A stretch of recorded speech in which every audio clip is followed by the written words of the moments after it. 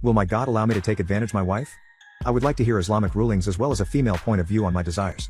I had my nikah earlier this year. We had been engaged for a few months prior to that, but there was tension and disagreement between us. She is from back home and very conservative. I take my deen very seriously, but I live in the US and we often cannot follow our deen the way some Muslims would do back home. And that caused a rift.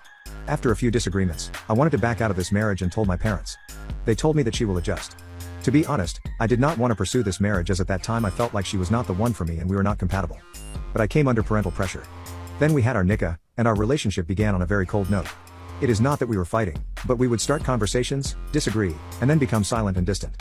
There was a lot of silence in our marriage, with me being on the computer and her just doing her things in the house, avoiding me and not talking much. You may call it a cold war.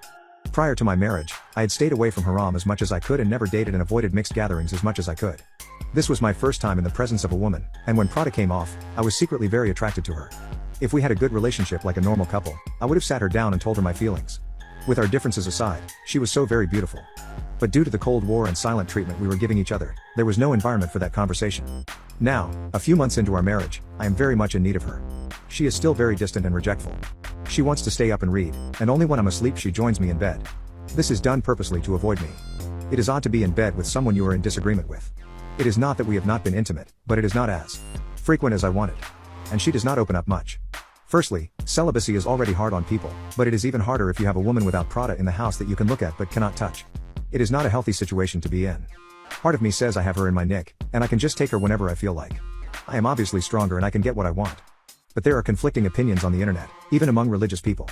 Some have said that even within marriage consent should be obtained. Some people have said that it is not zina since she is in my nikah, but it would be against the odds of the bedroom. If it is only a compromise of bedroom etiquette then I do not care. But if there is an Islamic ruling that prevents a man from taking a woman who is in nikah because she is not talking to him, then I will never dare do anything like that. I would appreciate it if people more knowledgeable in Islam could elaborate on this.